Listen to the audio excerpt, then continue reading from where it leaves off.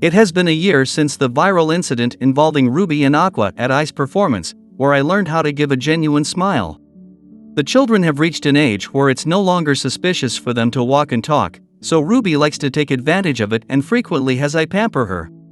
She uses a difficult phrase to describe her bliss, and it makes I suspect that her children are geniuses. Must be genetic. I has gradually picked up various gigs and gained an opportunity to appear as a character on a TV drama series. Miyako drives them to the set, but cautions the kids not to call I, Mom.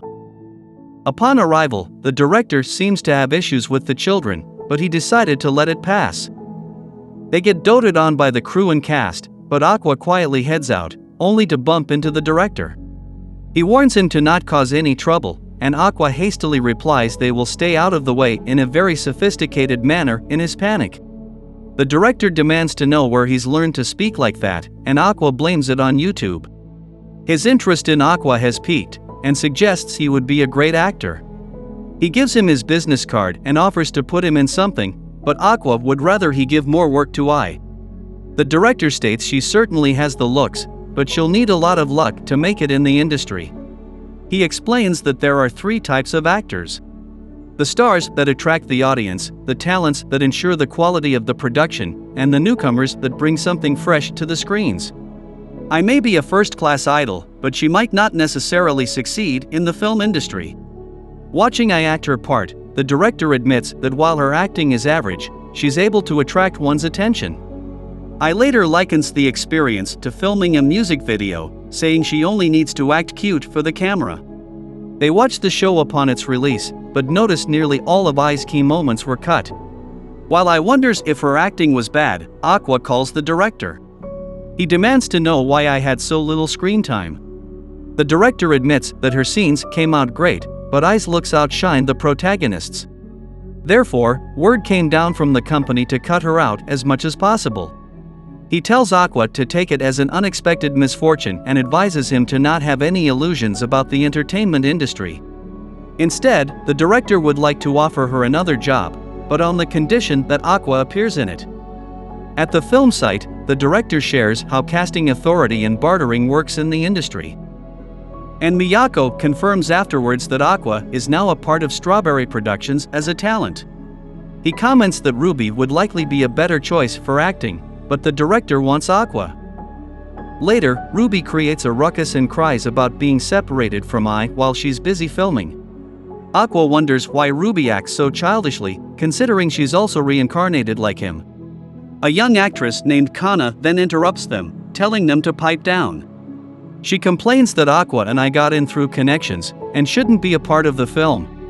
Kana assumes from I's little screen time prior that her acting is likely horrible, and ends up angering Ruby and Aqua.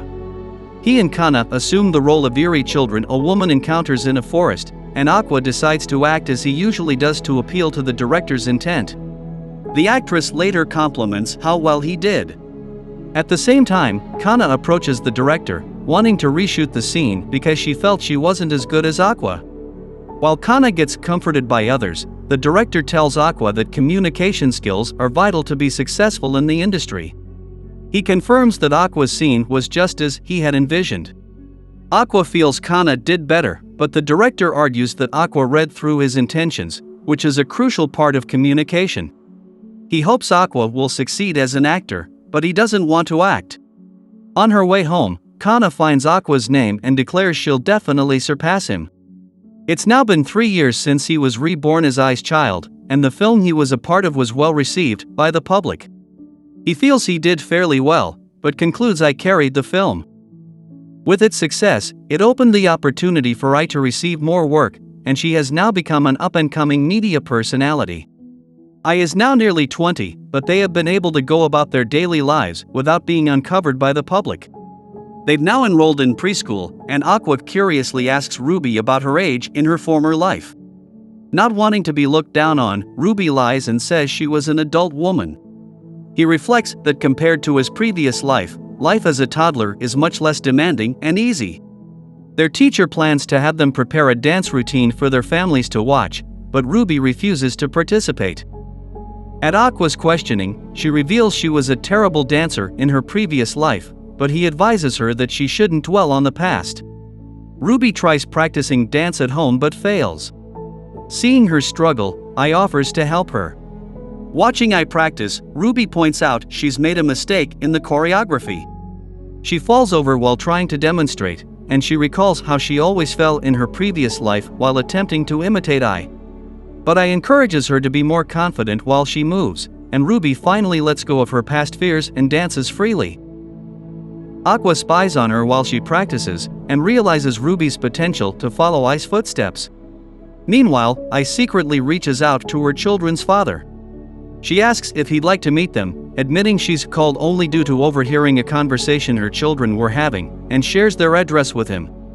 She then visits Ichigo and Miyako in their home with the children. On the news, a broadcaster announces Ai's TV drama reaching peak viewership, and Ichigo is excited at Komachi's success, especially since they will soon be performing at a dome. At Ai's confusion, Miyako explains why the dome is such a big deal to the agency. To avoid any scandals, Ichigo warns Ai to not meet the children's father. Of course, Ai lies by saying she won't, and she narrates that she is a chronic liar that can't even distinguish her real feelings from lies. She recalls her first meeting with Ichigo, who was scouting her to be an idol. Ai tells him that her mother was a criminal who abandoned her since young, and since she has no understanding of love, insists she wouldn't make it as an idol. Ai sees idols as pure beings who can smile and spread happiness to others. She feels she wouldn't fit the business given she'd be lying to herself and others, but Ichigo disagrees, saying it's a key skill to have in the industry. She became an idol hoping that, by lying about her love, that lie might one day come true. She became a mother in hopes of learning to love her children, but she's been unable to tell them she loves them, because she's afraid she'd be lying to herself. On the day of her concert, they hear the doorbell ring, and Ai opens the door. The stalker that killed the doctor stabs Ai in the abdomen, and her life flashes before her eyes. Aqua opens the door, and gets shocked seeing the large splatter of blood on the ground. The man yells at her for betraying her fans by having kids and lying to their faces about loving them. Ai confesses that she is a liar with many faults, but she truly did want to show her fans love.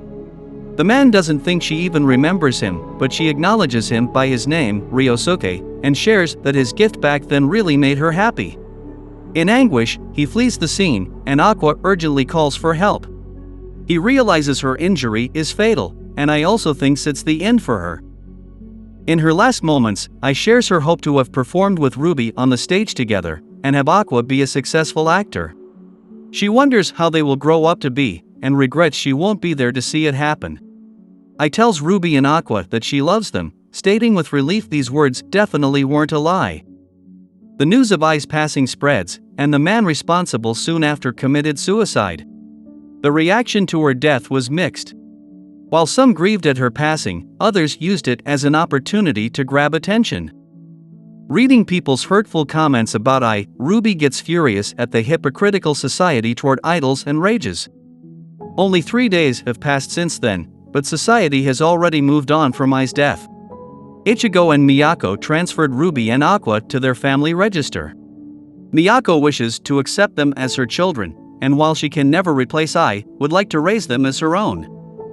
Taking Ai's last words into consideration, Ruby wonders if she has what it takes to be an idol. But Aqua suggests something else, as idols are always under scrutiny from the public. He knows Ruby can bounce back, but he doesn't feel he can move on.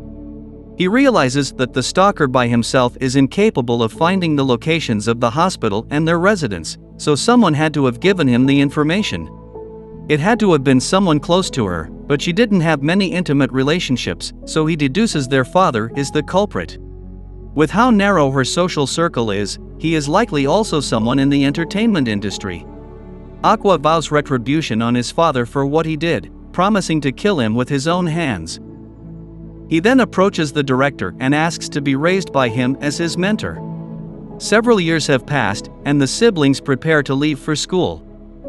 Thus begins the story of revenge.